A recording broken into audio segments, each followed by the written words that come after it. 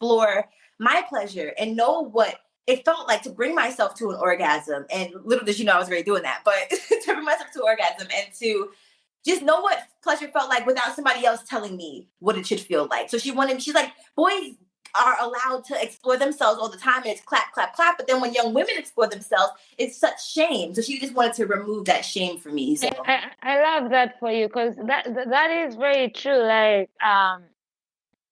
and that's why years ago, Shit happens. Shit happens to you and me. It doesn't matter if you're a wizard, a king, or a queen. Even if you are magic, you gotta agree. It's worth it to talk shit out, no matter how messy. Shit happens.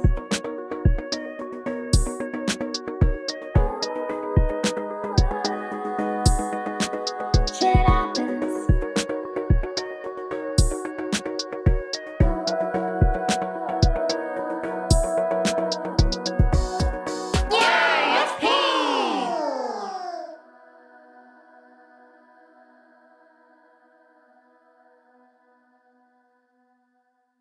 Just an FYI, this episode was recorded February of 2024 and it is now February of 2025.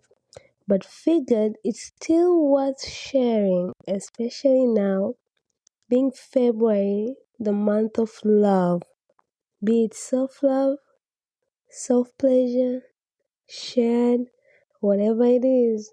I feel like this episode is worth a listen for the perfect month of February. Enjoy. so everybody, welcome to Shit Happens. This is my fourth one for the day and my last one. Oh my God. This is gonna be. I'm glad it's like at night at 7, because this is gonna be some freaky shit going on tonight. But this guest of mine is I hold her so dear. Oh my God, I love this girl so much. I was so mad I didn't get to see her this year at Podfest, because I met her last year at Podfest. But let me go ahead and bring her on the stage. Miss Love. Shit happens. How are you doing, baby? so good. Look at you. Now that I get to see your beautiful face, I'm doing so much better. Look at that glow. Uh, uh, I don't know if it's the glow or the lighting, but I'll take it. How are you? Good, I'm very good. I am. Oh no, we're gonna do that. I am good. I'm a little bit tired because yesterday I did not go to bed until 4 a.m. Oh, and then I can you hear me? yes, but why 4 Oh, a.m.? I didn't know you were getting shocked. And then I had to be up by 7 to be in my clubhouse room, which I was late. So, and then once I got up to be in the clubhouse room, I haven't slept since, because I kept on I had a shit happen at 11, then 12, then 3, then. Oh my gosh. I'm so sorry that you didn't get any sleep, but I'm going to fill you up with lots of energy, I promise. Oh, I believe it. And that's why, because it was you, I'm like, I need that energy right now. But then again, I want to go to bed after that. Well, I have my Pod Atlanta meetup, which is happening right now. But as soon as I jump off this, I have to join them in the meeting, and then I can go sleep. But I also have to wake up early so my newsletter can go out, because I haven't sent my newsletter 2 Fridays in a row, and I cannot do that to my people. I know I'm giving myself grace that it's okay sometimes to miss, but also like get back on that horse, right? I feel it. I definitely understand. So what you been up to? How you been? How is Costa Rica? Where are you? I'm in Mexico. Mexico. I am in Mexico. Yes, everything is good. I'm grateful. I've been trying to stay warm, and I think I'm going to go to the beach tomorrow. You see, I wore my purple for Talk Shit with Pete. Okay? Okay? Yes. But everything's been good. Like you, I've been working on my email blasts and newsletters and sex positive content. So I'm just trying to stay on it. I feel you about the giving yourself grace, because so. And I love them. Every time I see the love experience coming on my and then sexy pictures and the toys, and I'm like, okay, you go do your thing. You remind me to put my sex on my sexy on whenever I get those newsletters. So thank you. Yes, of course. That's the goal. I'm happy it inspired you. So we're gonna jump right into it, because you are the queen of positive pleasure, and I love how openly you are. I know it can be very hard to be that open in these social media streets, because not everybody takes it that way, and there's a lot that comes with it. So what made you decide to be a positive pleasure? Like, how did you get into that? I'm gonna go empower women to own their pleasure, and I got you. Okay. So the origin of my pleasure positivity was definitely when I was 16. My mom bought me my very first vibrator. Now, I think that actually we've been a pleasure positive like home prior to that, because my mom, she literally bought me a book from like the Discovery Store of people to like these cartoons having sex, but it wasn't like pornographic, it was educational, because she never wanted me to believe that babies came from the stork, right? So she had to give me like the visual of like the two adults, and it explained everything in the book for kids to be able to understand. So I had the book. We'd have open discussions. I was able to ask her about anything. And then I walked into my room one day when I was 16, and there was a big Hitachi magic wand on my bed. I was So wait, so she just left it on the bed for you? Like, no, like, when I had this, like, when you first told me you got it at 16, in my head I thought like maybe she came and y'all sat down and she gave it to you, and she was like, you know what you do with that? So it was just waiting for you on the bed. So we have two different recollections of this, right? So my mom says that she warned me about, like, not warned me, but told me like she was gonna give me the She toy. gave you a heads up. Give me a heads up, and I don't doubt that. But I probably just dissociated in the moment, because I'm like, she ain't gonna grab me no sex toy. You know what I'm saying? Like, whatever. Like, I was probably embarrassed at the time, so I was like, okay, mom. But deep down inside, I probably really wanted it. And then, yeah, she just surprised me with it on my bed. So I think that she did give me a warning. I just don't remember it. But I had her on my podcast, and she definitely shared that she told me about it beforehand. So before you continue the story, I'm curious, when you found it on the bed, what was the next thing you did? Did you literally did you take it on a ride right there and then? Because it was like it was positioned ready for you to just dive in, like like when a man ties a bow on his penis and you walk into the room like, okay, I'm just diving in, right? That's the energy that it gave. You would think that I would use it immediately, right? I did not. Paula, I think I waited until like, I want to say a year, but that's really dragging it. But I cannot remember when I used it for the first time. I know that I waited a while though, because my mom, she worked from home.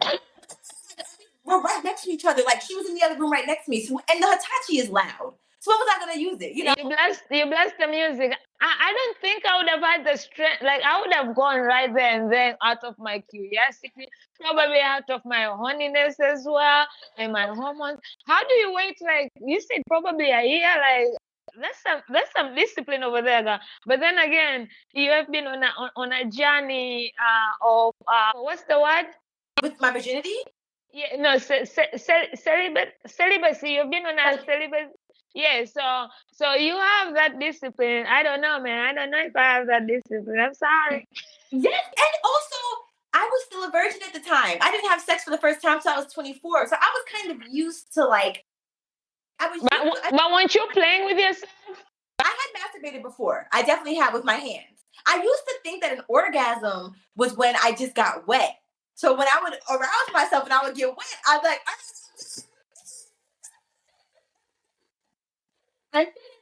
so when I did it, if only it was that easy, a lot of people would be having orgasms. Okay. Exactly. Literally. Yes. Literally. Nope. I kept going one day and I was like, oh shit, wait, there's more that comes with this? No pun intended. And my mom, she told me, she didn't just like give me the vibrator, right? She did tell me, I think this might have been after the fact, but it could have been before as well. Like I said, blurred lines in my head. But she definitely said the reason why she gave it to me was because she wanted me to explore my pleasure and know what it felt like to bring myself to an orgasm. And little did she know I was already doing that, but to bring myself to orgasm and to just know what pleasure felt like without somebody else telling me what it should feel like. So she's like, boys are allowed to explore themselves all the time and it's clap, clap, clap. But then when young women explore themselves, it's such shame. So she just wanted to remove that shame for me. So I love that for you, because that is very true. Like, and that's why years ago, before I started Talk Shit with P, I wanted to start a sex podcast because I am very, very, very, very, very sexual, and yeah. I talk about it. I do it, and it's up. Like, that's why I love my Podfest people. Like, that's one conference where I go, and sometimes I feel like I'm in a sex con, because there's so much sex conversations at Podfest and shit. Like, it's ridiculous. But I wanted to start a sex podcast because I loved exploring it, and then I would sit with my friends, and the way they would talk about sex, and they made it feel like either it was a chore or as long as the man was pleased, they were okay. I'm like, Mhm. bruh, you need to enjoy it too. What do you mean? Like, no. Yes. Then it came to clear that no wonder I was always excited about having sex or just being with somebody. We are enjoying those moments, and then my friends would be like, "Hey, I don't want, because this gonna want a sex," but I'm like, but that's what I want. Like, what do you mean? Like, you know? So I wanted to have. But then again, we were in Africa. It was shameful. Like, those were taboo conversations. Mhm. But I grew up in an environment that, it wasn't a taboo. I'm grateful for my parents. So I talked a lot about it, and I wanted to start a podcast to tell people, you are allowed to enjoy sex as a woman. You can experiment. You can tell your man what you want. You can try different things. Like, I remember the first time I had I did a sex tape. I literally wanted everybody to see it, but I didn't want to send it to people. So I did a sex, like a watch party for my sex. Hold up, that's fucking amazing. Can I curse on here? Am I? Shit happens. This is Talk Shit with me. Like, fuck yeah. But I literally did, because and that was the first white guy I dated, and everybody was looking at me like, "You're dating white guys, you know? Do they really do that? Are they really good?" I'm like, "Do you think I'll be with somebody who's not satisfying me over there? Like, come on, Right. man." So when I did the sex tape, like, I played it, and before even the shit, like, as soon as it was over, people on their phone trying to do the booty call, and everybody was living like, yeah. I was like, oh my god, I'm so proud of myself. Y'all got content on that shit. Yeah. But How many women do you? it was 6 girls, and then 2 boys they were not in America, so they were on FaceTime with me, but watching. I love that so much. I feel like that's like the ultimate story. Like a watch party for this. Everybody should do that. Like, Because you can't send it to people. People might, you never know where you might find it. Or right. next thing, you're being blackmailed. So the only person who has that copy is him and me. And he's Yep. white and far off from me. So if he sends it to people, whatever, but it's gonna take a long time to surface back to my people. Like, Yes. that's why I didn't even do a sex tape with a Tanzanian guy or anything, because I was like, nah, man, I don't trust y'all. You know, too many people we know. Boys want to share and show people. I'm like, no. So for me, it was like, I was proud of myself. Like, I was literally looking at myself, and sometimes I even watch it and masturbate. Like, I still use the tape. Yes. That's what I'm fucking talking about. That's what I want to have. I want to have a repertoire. I want to have tapes of myself that I can get off to. I love that for you. Like, I know. I created another one. That one I haven't had the pleasure of hosting a sex because it's kinda new. It's like a year and a half old. It's new, okay. but it was caught on the perfect moment because I was literally shooting my shit out. Like, I was squatting, like, yeah, I was like, I'm so glad we decided to record today, guys. Please, if you have a watch party for that one, you better invite me. I got you, girl. I got you, girl. Well, let's get back to your story.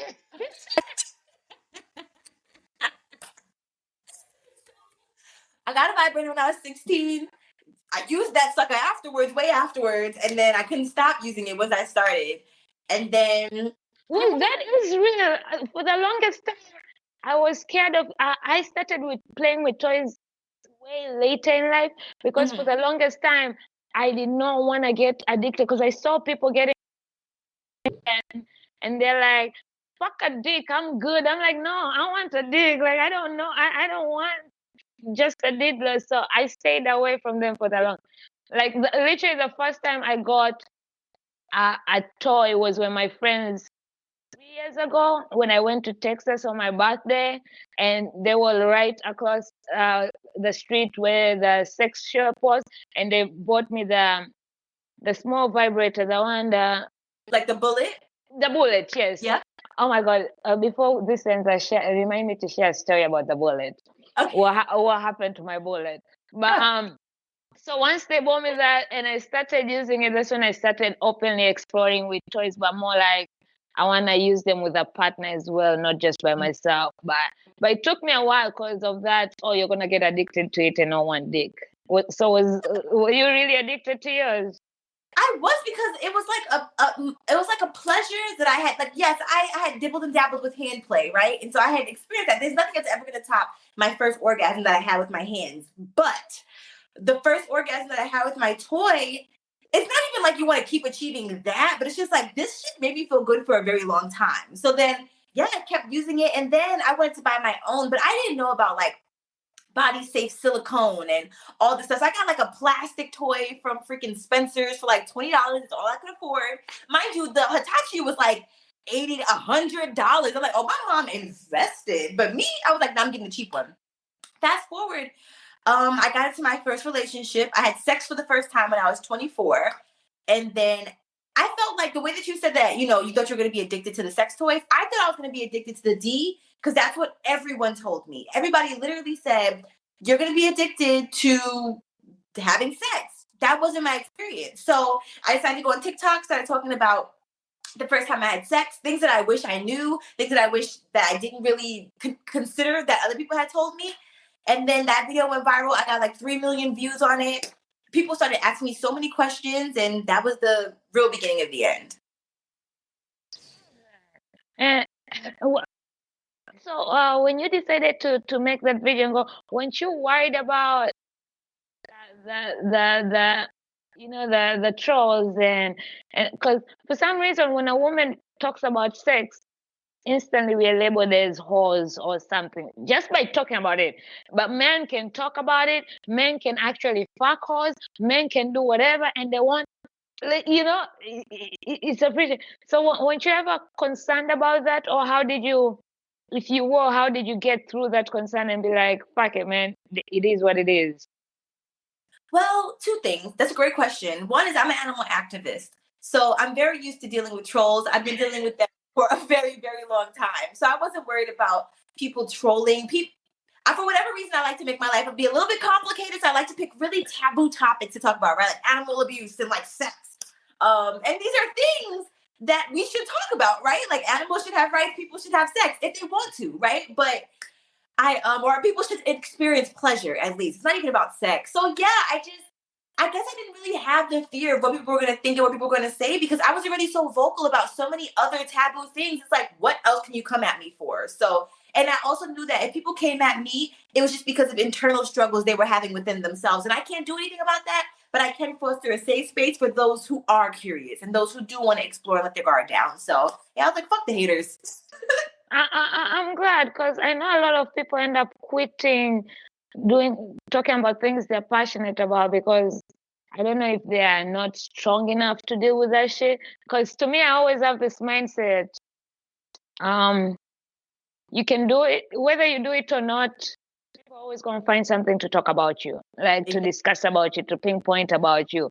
So might as well give them something to talk about that I actually fucking fuck with, you know? Like if you're gonna use your airtime, might as well use it for something that I want out there.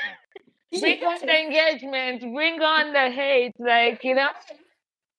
A lot of people, because it can also be challenging. I get sometimes it can get too much. Like I know me and you, we take social media breaks because sometimes it is too much. Like you know, like Yeah.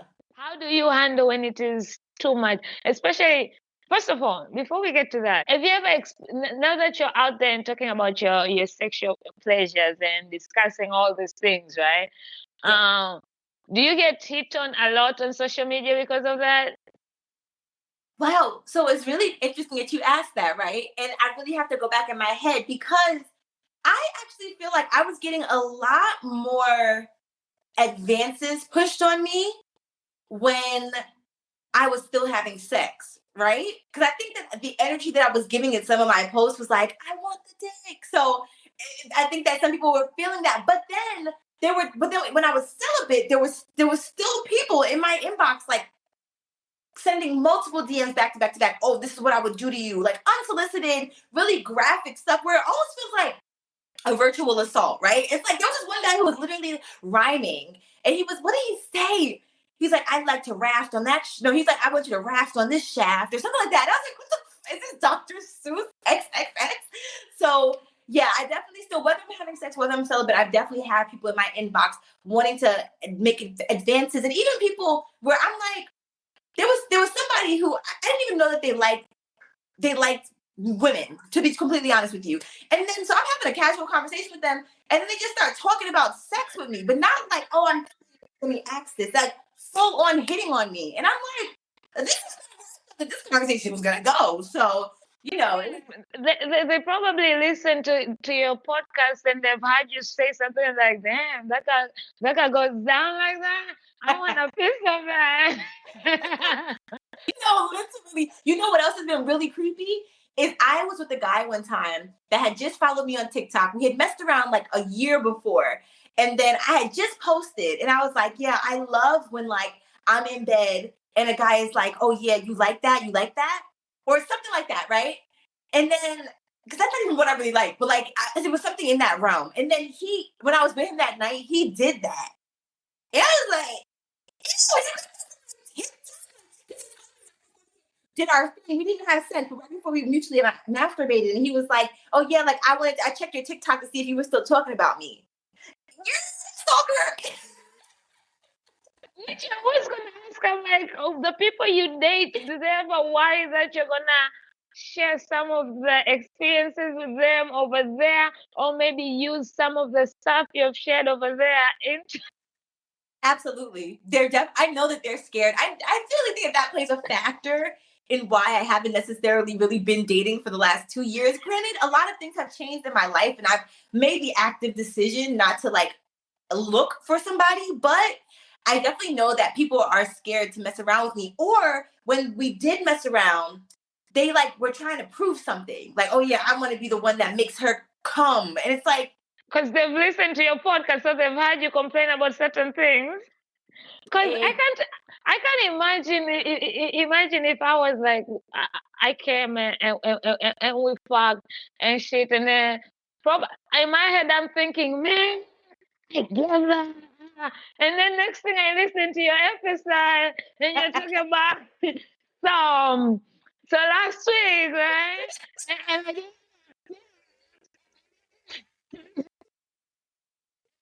orgasm, and he tried his best though, and, you know, I give him that. because one thing I'm gonna do is give a little credit.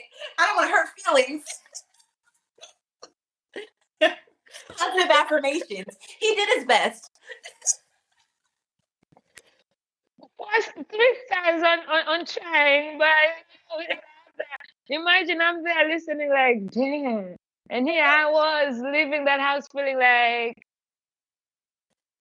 I can't. I'm not boosting egos anymore, Paula. I refuse. Like the next time I wouldn't either. I wouldn't, because the whole point of In my understanding, the whole point of the love attire experience is literally your experience, and you're discussing it, and you're in case somebody else who has been through that experience, you're sharing how to go about it next time or how to avoid it. So you have to share your experience in order to get to the point of how to go about it. So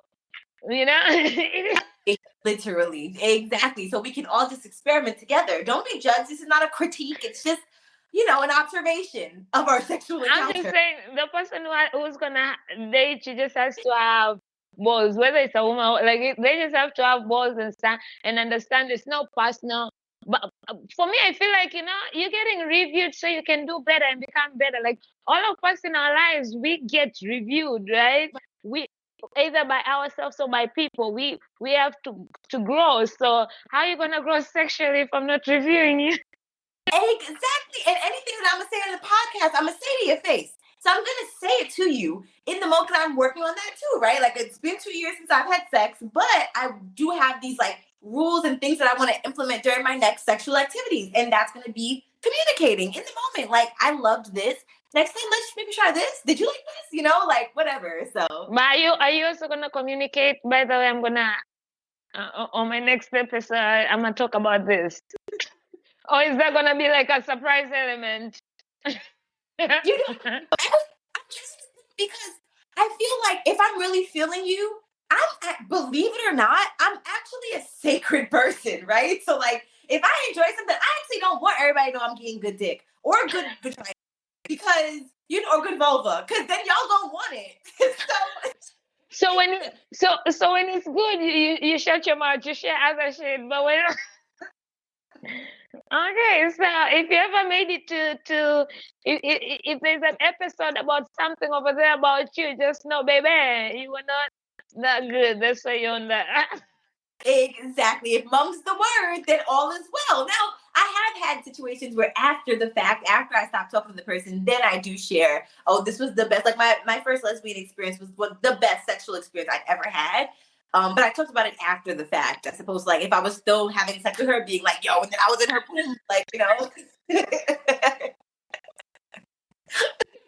Oh my god. So why do you think it was important for you to remove the shame and stigma surrounding pleasure? I feel like it's important for me because the opposite of pleasure to me is displeasure, right? Like not feeling pleasure at all. And pleasure can be things outside of sex and intimacy. Pleasure can be just you being intimate with yourself outside of masturbation. You can paint and feel pleasure. You can listen to music. I feel so much pleasure when I listen to music, when I dance. And so the fact that it's such a taboo thing for somebody to feel good because of the organs that they have within them being stimulated, and it's like you said, cis hetero men, oh, pleasure is fine for them. No, that's the goal. Like we see that in the media and all this stuff. But then anybody outside of cis hetero men, it's a problem. Gay men, people demonize their sexual activities. Gay women, unless you can fetishize it, then it's okay. Then if I can watch it and participate in it as a man, then it's okay. So it just really felt like I was going against the patriarchy by fighting for pleasure. And it's just a passion of mine. I feel like back in the day, people with vulvas used to have leeches. Like men would put leeches on the vulvas of people. Yes, in the 50s, mind you, not even literally just the 50s. Because they didn't want women to feel pleasure. And if they did, they would consider them to be hysterical. So they put them in psych wards and mental hospitals and then do the leech thing or, just certain things that pleasure is just so intimidating to man. I felt like it was something that's worth fighting for. So, yeah. And it causes such shame, and a lack of conversation can lead to so much trauma. Or if you experience trauma, you feel so much shame about the trauma because no one's talking about it. But then once we all start kind of talking about it, we're like, wait, you had that experience too? And you had that experience too? You feel so much harmony. So I'm just trying to bring the harmony back into the world with pleasure. So true, so true. And it's amazing how many women out there feel they don't deserve to experience pleasure. But when you were talking about pleasure could be anything, let me share this story when I was at Podfest, right? Okay. I was at the owl booth and I was interviewing, right? So I was sitting there and I had this incredible man. Yo, this man's swag was full on, Okay. like swagged up, you know. He was sitting in the middle, and then the lady next to her, she was a pleasure and touch something, you know. So we were like, oh, pleasure. So everybody in their mind, pleasure, they immediately went to sexual pleasure. Right? So of course, you know, you have talk shit with P over there, and we go and talk some shit. So we were talking. And the next thing everybody had, literally everybody stopped because we were the last booth and we were recording live. And people started jumping in. Did I hear pleasure? Did I hear sex? And then the girl goes and like, you know, it doesn't have to, pleasure doesn't have to be sexual. Just imagine a mango, right? Ripping off. Like you just washed it and the water is dripping and you're looking at it and you're about, somebody's putting it in our mouth and everybody was like, but that's sexual.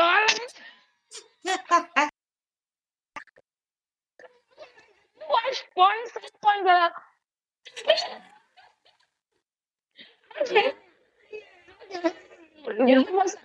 she was like, okay, maybe I choose the wrong fruit, so let's try. Yes, absolutely. Next up is a banana and an eggplant. But I don't know if eggplant works because you know what?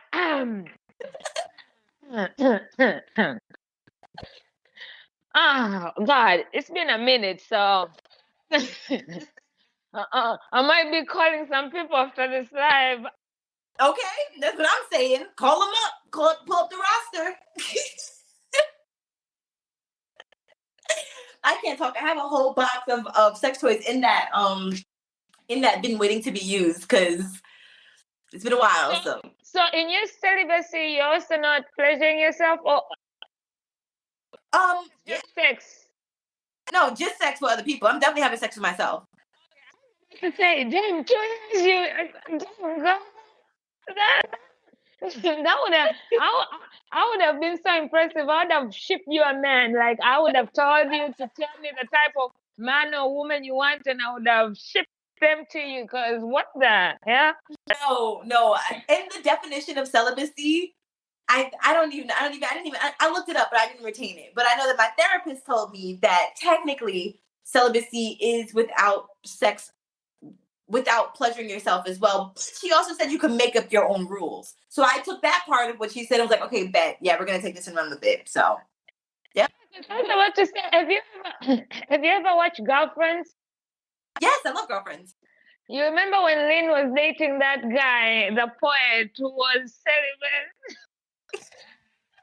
And Lynn was the whole of the group, right? She was always horny and ready. And every she would try, she's like, baby, Lynn, you know I can't. Baby. So what got you into the celibacy journey? What made you decide to take that moment to, and what outcome are you hoping from this journey? Because I believe when people take this journey, it's more personal. So unless you just woke up and said, fuck niggas, fuck bitches, I'm done. I'm closing shop for a minute. No, yeah. I think that the defining point for me was honestly the celibacy started very unintentionally. So I wasn't like, I'm gonna be celibate today, starting now. It was very unintentional. I had sex with someone, and in the time I convinced myself that I wanted to have sex with this person after the fact, right? But looking back on it and learning certain words like coercion and certain things like that, I learned that it definitely was not the most consensual experience. And then right after that, literally a week after that, I had sex with someone who I wanted to have sex with for a really long time. And that experience brought me so much pleasure. I felt cared about and all this stuff. But then I'm like, damn, girl, you're wilding like 2 in 1 week. Like, what's your pH about to be like? So I couldn't really find anybody after that aligned with my beliefs about getting tested. And there was one guy, I was bold. I walked up to him in public. We were at this event, asking for his Instagram. We're chatting back and forth, blah, blah, blah. And he was taking forever to go get tested. Like I told him, this is my requirement. I had sex with those two people in January and then got tested in April after I had sex with a woman. And I was like, all right, this is just a lot.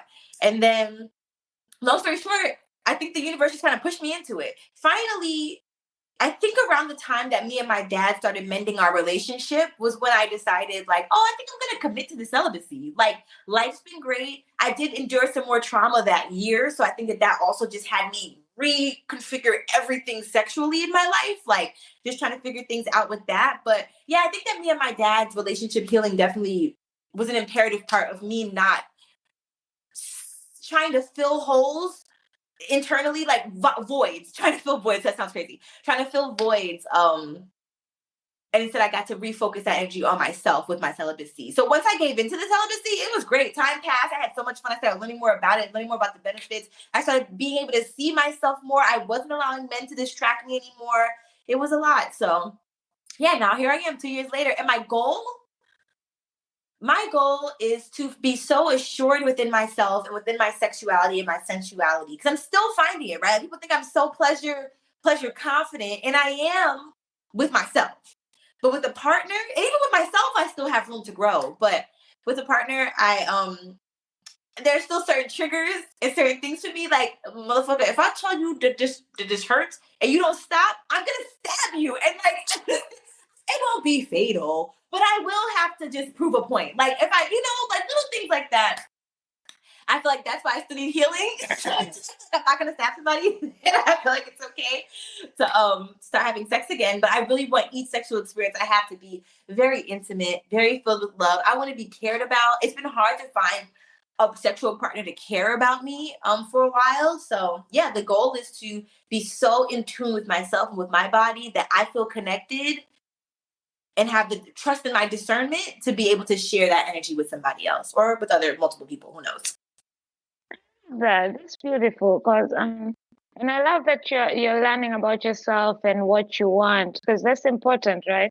Especially people forget the person you sleep with, you share this shit is that they're inside of you, so that's energy transfer, right? Yes, Yes. sex is fun and shit, but that's energy transfer. So sometimes you're transferring fucked up energy into you.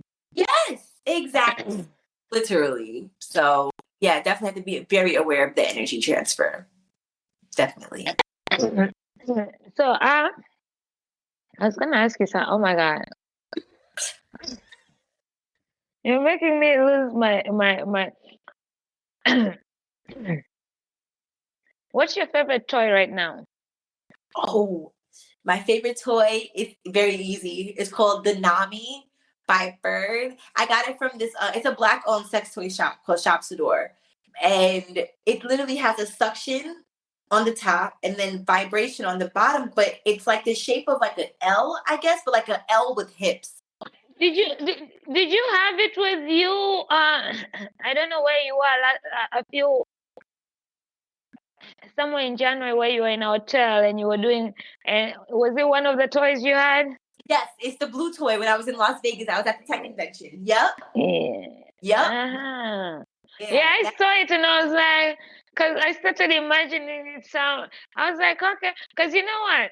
There's certain things I listen to you, and then there's certain things I don't. Because when you started talking about, no, not in a bad way, like, no, when you started talking about, and no, because I am not trying that shit. I do not want.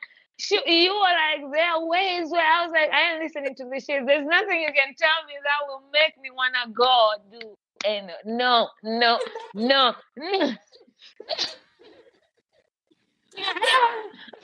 was like, I love this girl and I want to support by ain't listening, because she's about to change my mind and shit. Because sometimes when you really certain people will talk in a way and you'll be like, maybe she's on to something. Maybe I should, So you talk that way where you get me excited to go. So I'm like, nah, I ain't gonna listen, because I don't. That back door is gonna stay shut. That was just for people who were curious about it, and just for people who maybe just wanted to try anal, didn't know what to do. And I had teamed up with a toy company as well, and they gave me like this new like technology, and I was like, oh wow, this could make it This can have a little razzle dazzle, but I totally get it. Everything's not for everybody. I love how you have worked your podcast, that you actually team up with a lot of sex shops and support that. So that's impressive. Because is that like a sponsorship program or just a affiliate? Some of them, like Shops Adore, that's an affiliate program. So I'd be like, oh, use my code and then you get 15% off. So usually those you can tell if it has a code 9 times out of 10. That's the hard part, honestly, about being a Black creator, is that I have reached out to so many toy brands for paid promotions. And there are white influencers out there who can record one video and make $10,000 for that video. People were coming up to me like, we'll give you $200 for 5 videos on TikTok, 5 videos on Instagram, 5 videos on YouTube. And I'm like, do you know it takes to create a video? Like, thank you. Or for everything that goes to it, yeah. Exactly. You have to edit it, shoot it, have the toy, learn about the toy, research the toy, use the toy, have your testimonial, find the sounds, find the good light, all this stuff. And 9 times out of 10, they won't even want to pay Black creators. They'll just want to give you toys or give you a gifted product, and then that's it. Like, you don't even make commission off the sales, none of that. This is it. So yeah, usually 9 times out of 10, it's affiliate, or it's a product I just really love, or it might be for a paid promotion, but not, I'll just say, not what other non-people of color creators are making, if that makes sense. No. Yeah. It's the reality of the world we live in, right? Yeah, and I'm starting my own sex toy company. And so I'm looking forward to being able to hire people of color and influencers and pay them their rates. And you know what I'm saying? Or at least pay a fair I am here to be an ambassador, okay? Oh, you already know you're on the top of my list, please. Okay, a podfest, right? I was the unofficial official ambassador for Mopad, unofficial official photographer for Mopad, unofficial official ambassador for. Everybody was like, "How many ambassadorships do you want?" I'm like, "Bring all of them. Bring all of them. I want all of them. I want all of them." I really missed your podcast. We had too much fun. Michelle brought a sex toolbox. I'm about to be posting those. They tied me up. They gagged me up. I ended up coming back home with a gag ball, because they were like, "This is how we're gonna shut Paula up. Finally, Paula is not gonna talk," and they tie. So there are videos and pictures. They'll be posted sometime this week. So these are some of my toys. Oh, that's the rose? I love the rose. I tried this one before with the tongue. Do you like it? Oh my God, this? Baby. It be doing the damn thing? It be flipping.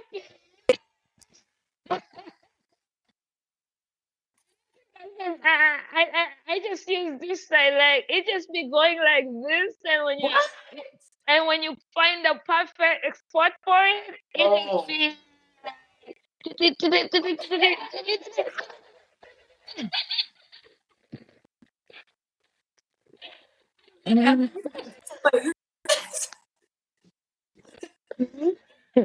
Oh my God. I'm curious, because I already know you and your mom are very cool, and I love your mom. Shout out to your mom, and Love you too. but so I know she understands your podcast. I mean, she's been a guest on your podcast. What about your other family members or your dad? How do they take about you? Because I know there's some episodes when I do, because my dad is such a supporter, but like when I did that episode with accidental singers, and I'm talking about masturbating to this episode, and then like even this I wouldn't want my dad to watch, because I don't know if I want him to know all like my sexual. So I tell him, don't listen, but you have an entire podcast which is literally all about your sexual experience. So how do they feel about you putting your, because Black folks, they be like, why are you putting your business out in the street? Yep, literally. It's so crazy you say that, because believe it or not, I actually had my dad on my podcast 2 days ago. He came to Mexico and shot with me in my room, and we literally recorded a 3-hour episode. So of course we're going to be splitting it up, but we talked for 3 hours, Paula, about father-daughter relationships, raising a daughter, like advice he would give to other fathers, the ebbs and flows of our relationship, his relationship with my mom, his current marriage now, so many just beautiful, transparent conversations. But he did say that at first he tried to listen to my first episode. He said he didn't make it, but like 5 minutes in, it was like, I cannot do this. But he said now that he's been on the show and he just has to look at it from a different mindset, if that's okay. And like, and fast forward. Like, if you don't want to hear about me sucking dick, fast forward to the part where I talk about sensate touch. You know what I'm saying? Like, I try to have an educational component in every story, but I do remember, like, he told me his, like, have aunts and uncles. And then I have like play aunts, play uncles, but still aunts and uncles, and they would reach out to him like, "Did you hear Tia's last episode?" Like, you know. Like, they're shaming me. They're just, you know. Because the aunties are like, you know what your daughter up to? Did you listen to the episode? But in a playful way, not in a like, do you know what your daughter is doing on the streets? Literally, exactly. Not a judgmental way at all. Literally a playful way. They be tuning in. I had my aunties come up to me all the time, like, "Well, let me tell you about this sex story of mine, and you tell me what you think." I'll be in an event with my aunts, and they're spilling all the tea about sex. I'm like, oh, okay, that's fine. I love it here. This is a safe space for us all. So I have to make sure that I don't like react in any kind of way that would make them think that I'm judging them or anything, because I'm literally not. Like, it's nice to actually be included in adult conversations. So yeah, they're very, very supportive. And I love talking to all the like different age of people and their sexual experience. And that's why I like podcasts, because at podcasts I would literally be in a group with 50-year-old men and women, and then 30, 80, and we will literally be talking about sex and fucking and shit, like in a table. And I'm looking around and I'm like, damn, he's 50, she's 80, like, but we are all, and you hear different experiences, what they went through, and it's just a mind, like it's an eye opening to be like, oh damn, so that's what you guys were doing back in the day? Okay. What exactly is that? You know? Tell me about that. You know?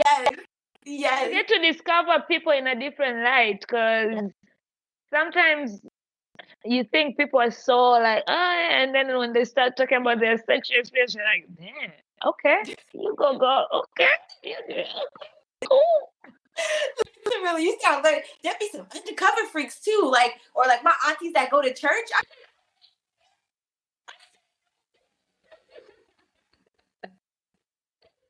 I hope your pastor is not tuning into your podcast.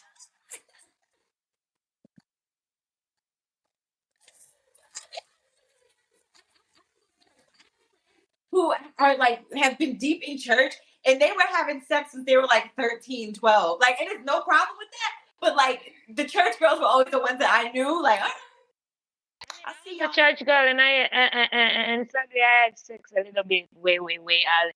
And for the longest time, I didn't take sex as serious. I was just like, I just want. I think maybe that's how I ended up getting very good at it. And now I'm like, now I'm more, I'm very particular with.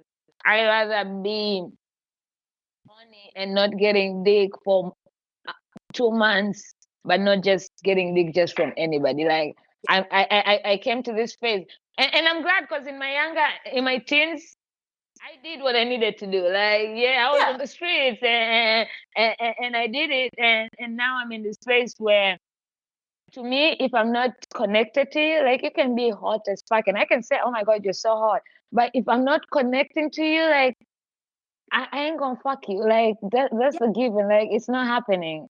So, do you think that you're demisexual? I could be. I'm not sure, but there's no connection. And I think my last relationship, like, I haven't been in a relationship since 2020. Like, I've dated, and I've had my play partner. Like, you know, nothing serious. We play, but I haven't been in a relationship since 2020, and that was such a soulmate kind of relationship, which was so deep.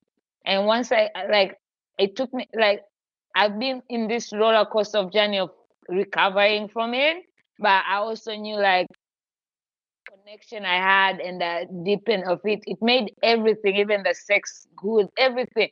Like it also made the fights toxic, like Right. cause it's so I knew that I wanted something deeper and something meaningful if I'm sleeping with somebody.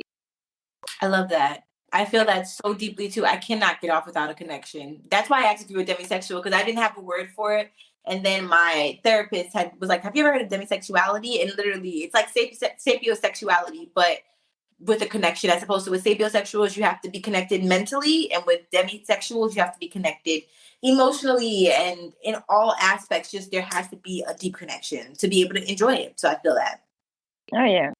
So as we're coming to an end of this, how do you create a safe space for curious minds to be explored and all that? Because we always talk about we want a safe space. We have a safe space. So what's your way of creating that safe space for all these people like us to come and share our sexual pleasures and I love it. I think that I know on my poster for my podcast I say like a safe space for like my safe space and then our safe space or something like that. But I wanted to make sure it was a safe space for myself first, right? Because TikTok and Instagram didn't necessarily feel like it was the safest space. I couldn't really curate what other people were going to comment and say.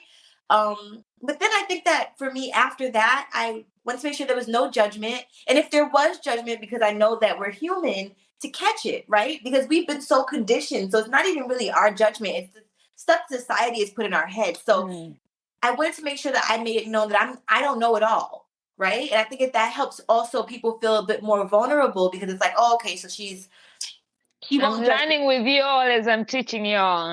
Exactly. We're literally learning together. So yeah, I think those are the two biggest components: learning together, being transparent about the fact that I don't know it all, being transparent as a whole, and being vulnerable with my shit. I talk about smelly vaginas. You know what I'm saying? I talk about literally everything under the sun that is like real taboo, allegedly. And then yeah, just no judgment, because we're all learning. Like nobody was born knowing this. So I think that that's really how I cultivate and just give love. I just want to just give love. I want to let people know. You do that. Like even your videos are so bubbly. Even if you're talking about something like you're still like very bubbly and welcoming. So I love that. But before I let you cut out your podcast and all that, let me share my bullet story real quick. So one day, right, I woke up in the morning. I'm always very horny in the morning for some reason. So I was horny and I was about to get ready to go to work. At this time, I was working in Home Goods, the retail store. So I took my bullet and I was like, let me masturbate real quick so that I can go shower and get ready. So how about the bullet went all the way inside my vagina, right? Went all the way in. So I'm texting my manager. I'm like, yo, how the fuck do you take out a bullet out of your vagina? Like, so she started laughing. She's like, what the fuck you mean? I'm like, I was trying to quickly masturbate before I come. I went in, but it feels so good because the vibration was still on and it was inside of me. I was like, but it feels so good. So take your time researching while I kind of get off. And she tried everything and we felt, I was like, oh my God, I'm going to walk buzzing in there because that shit was still buzzing. I was like, okay, let's go shower. Maybe it will turn off and whatever happens. Then I go, as I'm going to shower, I pee and it slides out. I'm like, all it took was me peeing and it went down the drain. I'm like, I'm not picking that shit up. Like, we're done. So that's how my bullet died. Rest in peace. But it was such a good experience. I was like, if I ever buy a bullet, I'll be putting it inside there by myself, just to like while that's in there vibrating, and you're kinda oh my God, there like I went to work smiling and happy, like yeah. Before we go, brag about this is the time where you tell people about your podcast. About all the amazing things you do, what they should look forward to, what they need out, they can connect with you. And one advice on those people who are able or willing or feeling shame or the stigma of pleasuring themselves, how to get to pleasure themselves wholeheartedly. Okay. All right. So I'll end with the advice. So my plugs are: you can catch me on the Lovatia Experience podcast on every single podcast streaming platform that there is. I also have a YouTube channel. On YouTube, I'm I Love Atia. On TikTok, I'm I Love Atia. I also have another TikTok for my podcast page with the Lovatia Experience podcast. Instagram, I'm just Lovatia, no I, just Lovatia. Check out my website, lovatia.com, where you can sign up for my blog. I have a free Pleasure Positive email blast that goes out once a month with pleasure tips. I have sex toy coupons and stuff like that. I have a sex toy company coming out very soon, so you can follow me to stay up on that. Yes, I'm so excited. And check me out on Patreon. I have a virtual slumber party coming up. I'm so excited. And Patreon is where you can get all of my uncensored content, because I'm still being censored on all these social media sites. So if you want the real tea, my podcast and Patreon and my website are the places to go.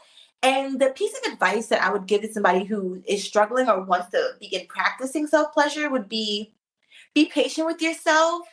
Do a lot of writing and write down what those thoughts are in your head. What's holding you back from being able to reach this peak? What's shame? And write the shame out. Like, oh, I feel like my vulva's ugly. I feel like my vulva smells. Write out the things that feel kind of weird to say. And once you get it out, you'll see that it feels kind of like, oh, this isn't that bad, And then just but practice falling in love with yourself every day. It doesn't have to be masturbation that brings you pleasure. Find things that bring you pleasure, and that might awaken something within you that then leads you to wanting to sexually gratify yourself with hands or with a. Thank you very much. You forgot to mention one thing. You're a power woman and you're not mentioning your other products. You do have oil, right? Oh my gosh, yes, thank you so much. I am the owner of a vegan and cruelty-free hair and skincare company called Ethereal by Lovatia, and you can find that on my website as well. Thank you, Paula. Yes, I make all natural handmade hair and skincare products, so thank you. My pleasure. Everybody, thank you so much for hanging out with Shit Happens. I hope you learned some shit, or you found some secrets about me, because I really did share some shit in there, and hopefully you got some tips from Atia. Go check out our podcast for more of all those amazing experiences and all the shit. And I'm looking forward to hearing the episode with her father, because just like you, I had my dad on my podcast, I had my mom, and there's a different feel when you have your parents on your podcast talking to them about raising you and all that life. So I'm looking forward to that. But everybody else, by the way, for those who don't know, I actually met Atia last year at Podfest, and we just connected, and she has been, when I was going through my fire, she literally, her and her mom offered to help and be there and support, and that stays with me forever. So this is the power of communities and connections. You connect with people. It starts with podcasts and it becomes bigger than podcasts. So yes. Can I say one quick thing? Yeah. I just wanted to give you your flowers. You are one of the most vibrant, amazing people. And even throughout all of the trials and tribulations, you have literally remained true to yourself. You've been very transparent, very vulnerable, and you deserve all of the love and support the universe has to offer. So thank you for creating this safe space and allowing me to talk my shit with you, Paula. So thank you. You literally adopted me at Podfest and haven't let me go since, and I love every minute of it. And I'm never letting you go. And when the sex toys are ready, your sex company is ready, you're always welcome back, so we can talk about the sex toys over here. I love you, and y'all, good night. Thank you for tuning in. Love you. Shit happens.